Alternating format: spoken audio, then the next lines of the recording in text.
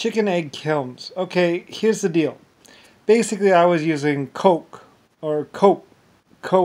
Well, I mean, I had cocaine plantations too. So, not to be confused with cocaine, because I had those plantations too, and I had the opium plantations. LS Manufacturing, LS Lusifer Star Manufacturing, Lusifer Star Enterprises.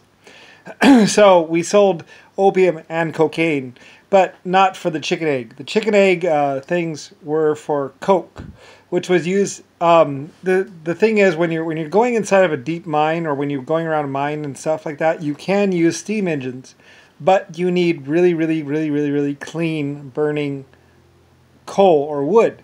Now, a normal steam train going along the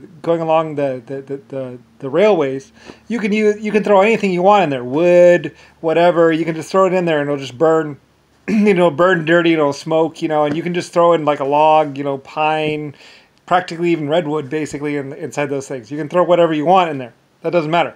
But when you're working inside of a deep mine, or inside of a mine, you want something that's not going to smoke out the miners. You want something that's going to burn really cleanly. So basically, I used coke, or whatever, which is basically, it's charcoal, basically. And so it burns cleaner than wood, because it's already been burned. So anyway, in the place of coal, you can use coke. And actually, coke actually burns cleaner than coal.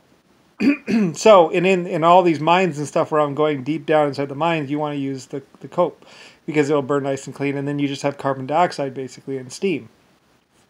So anyway, and even that, you can close it off. Anyway, complicated thing. You got to use vents and stuff like that. So anyway, so basically on the chicken egg things, I needed so much coke that what they would do is they would load them up, and then they would fire the kilns, and basically they would bake the porcelain, pretty much. And then what was left over was coke.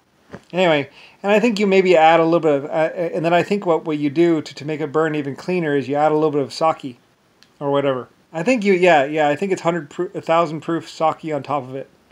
And then what you get is a really clean, really high energy item. Yeah, that's right. You burn the wood, and then you pour the 100 proof wood alcohol on top of it. You take some wood alcohol and you pour it on top. That's right. That's what coke is. It's basically already burned wood, and then you take like 1,000 proof or like 500 proof sake, and you pour sake or wood alcohol, and you pour it on top. I think it's sake because I think if you burn wood alcohol, it burns its noxious gases. Because, it's not good for you, because so it has to be sake. It has to be something that burns really clean.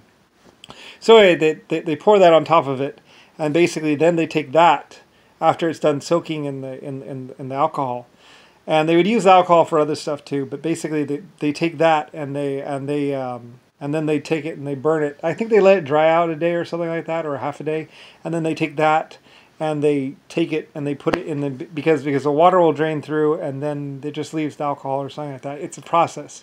Anyway, and then they burn that inside the deep mines with ventilation, and then that has nice, good, clean steam. So that's how they do it. So anyway, so I'm doing that. I need that for the mining and the metal, because deep down inside the mine, you get metal out of it, and you get also these porcelain dishes. So anyway, so they're using, so it's a multi-process. The coke, is making the dishes, and they're firing the dishes, and they're getting the stuff. So it's a multi-use system. So anyway, LS Manufacturing. Yes, I know, I'm awesome. Anyway, I eventually spent like 30,000 whatever on it, or something, 5,000. Anyway, it goes a long way. So anyway. So yeah, that's Jinga Jen and the eggshell thingies and the cope. Anyway, so that's what LS Manufacturing does over there.